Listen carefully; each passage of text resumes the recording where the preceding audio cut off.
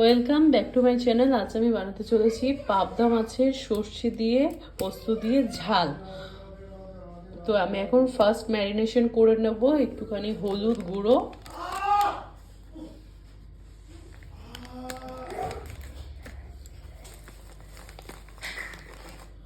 আর নুন দিয়ে, আর অল্প সর্ষের তেল দেব যাতে ফেটে না আসে।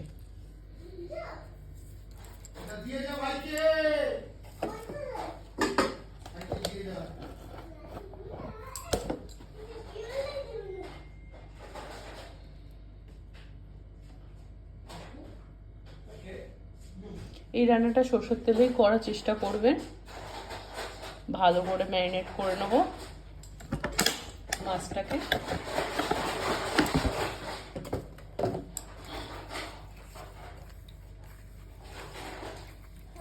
এপিট ওপিট দুপিটি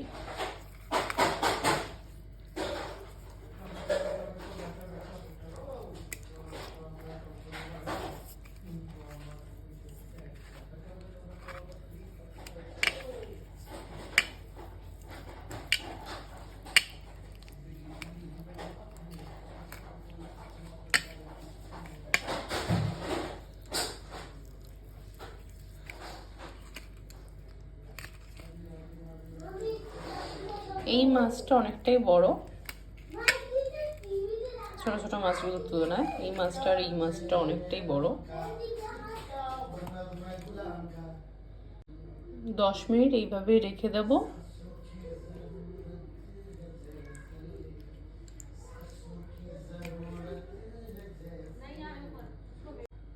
পাবদা মাছের ঝালের জন্য আমি নিয়ে নিচ্ছি পোস্ত, যে 20 টাকা দামের পোস্তটা, এটা দিয়ে দেবো 1 প্যাকেট।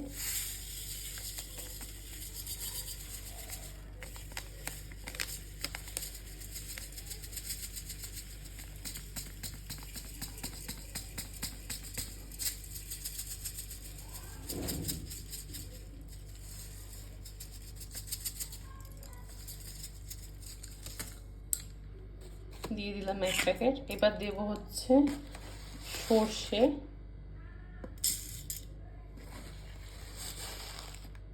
সাদা সর্ষে দিয়ে দিচ্ছি। কালো সর্ষে অল্প আছে, সাদা সর্ষে 3 চামচ, আর কালো সর্ষে দিয়ে দেবো 1 চামচ, ছোট চামচ, তার জন্য আমি ভাবছিলাম আর একটু দিয়ে দেবো।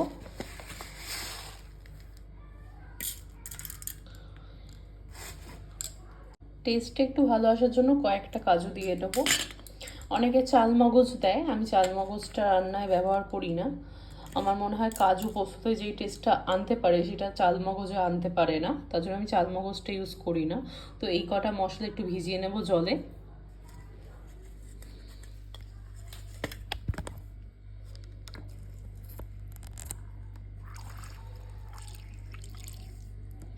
খুব বেশি জলে ভেজালাম না, অল্প জলে ভিজিয়ে নিয়েছি।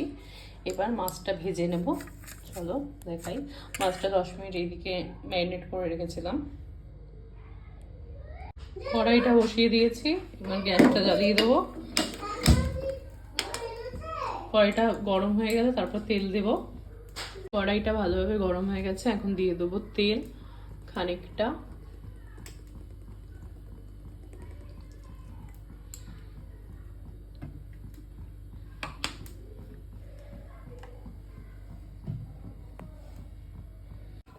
তেল ভালোভাবে গরম হয়ে গেছে, একটু নুন ছিটিয়ে নেবো যাতে মাছগুলো ছিটে গায়ে না আসে। এবার মাছগুলো ছেড়ে দেবো একে একে। লো ফ্লেমে করে ঠিক আছে।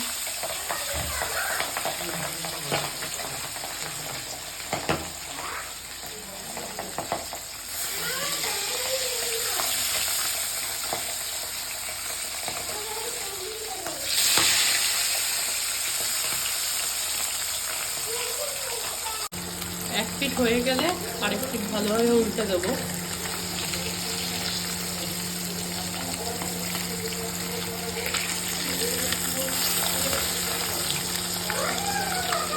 খুবই হালকা হাতে ভাজতে হচ্ছে। পাবদা মাছ খুবই নরম প্রকৃতির মাছ বলে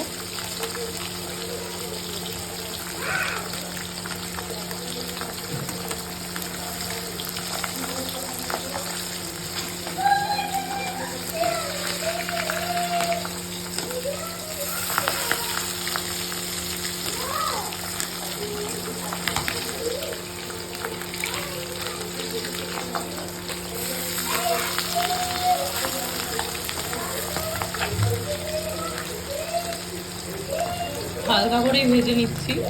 এই মাছ বেশি ভাজলে টেস্টটা নষ্ট হয়ে যায় মাছের। হালকা হাতে মাছগুলো এবার তুলে নেবো আস্তে করে।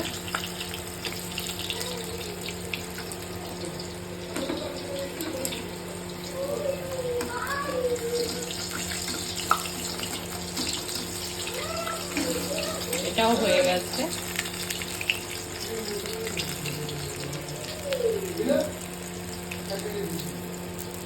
পরের মাছগুলো এই একই পদ্ধতিতে ভেজে নেব। এখানে আমি 6 পিস মাছের জন্য 8টা কাঁচা লঙ্কা নিয়েছি। আপনারা আপনাদের ঝালটা বুঝে নিয়ে নেবেন।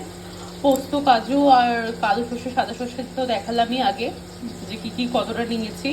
শুধু এর সাথে অ্যাড করেছি আমি 8টা কাঁচা লঙ্কা। এবার এইটা পেস্ট করে নেব। এদিকে মাছ ভাজা অলমোস্ট কমপ্লিট। এই খোলটা হয়ে গেলেই হয়ে যাবে মাছ ভাজা। মাছ ভাজা কমপ্লিট। এবার আমি দিয়ে দেবো কড়াইয়ে একটুখানি কালো জিরে আর একটা লঙ্কা।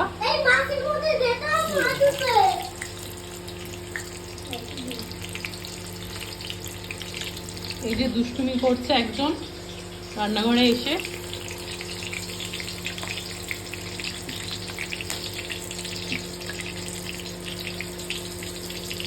এবার আমি মশলাটা দিয়ে দিচ্ছি আস্তে করে। ফোড়নটা হয়ে গেছে।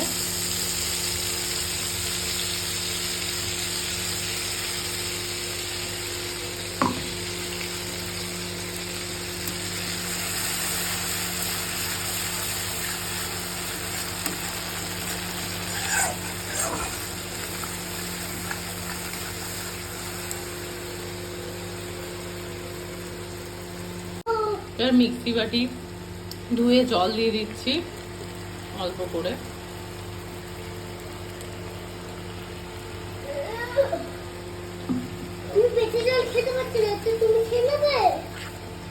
তোমাকে এত জল নিতে কে বলেছে? ভালো করে মশলাটা কষে গেলে জল দিয়ে পাবদা মাছগুলো ছেড়ে দেবো। ভালোভাবে মশলা হয়ে গেছে। এবার আমি মাছগুলো এর মধ্যে দিয়ে দেবো।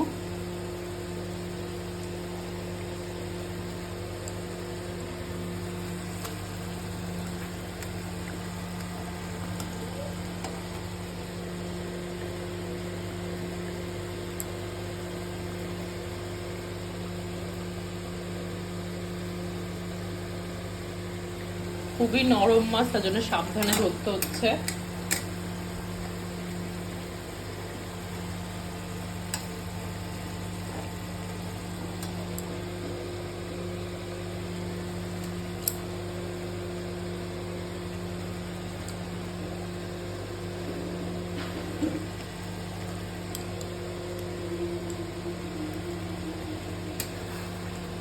এর মধ্যে অল্প নুন আর চিনি অ্যাড করবো এখন, অল্প পরিমাণে, খুব বেশি পরিমাণে না, কারণ আমি মাছে নুন মাখিয়ে 10 মিনিট রেখেছিলাম। মাছে নুন যা ঢোকা ঢুকে গেছে, শুধু ঝোলের জন্য।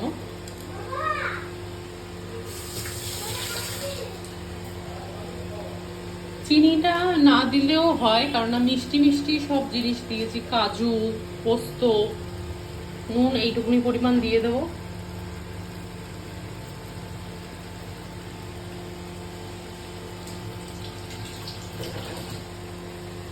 বাস মিশিয়ে নেব।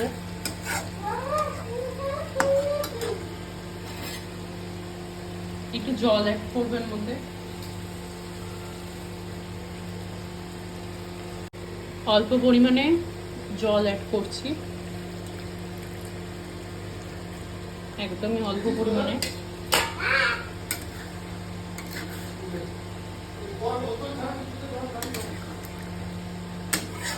ঢাকা চাপা দিয়ে রান্না করে নেব। কয়েকটা মিনিট তেল ভেসে এলেই নিভিয়ে নেব। ঢাকাটা খুলে খুলে মাঝে নেড়ে দেবো 2 মিনিট 3 মিনিট বাদে বাদে, কারণ আর নিচে ধরে যাওয়ার চান্স থাকে যেহেতু সর্ষে পোস্তর ব্যাপার।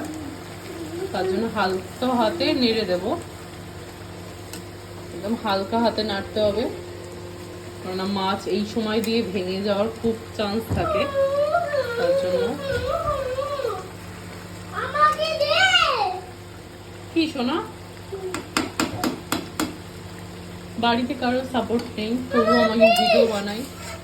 তোমরা প্লিজ পাশে থেকো, লাইক কমেন্ট আর শেয়ার করো, সাবস্ক্রাইব করে দিও আমার চ্যানেলটা।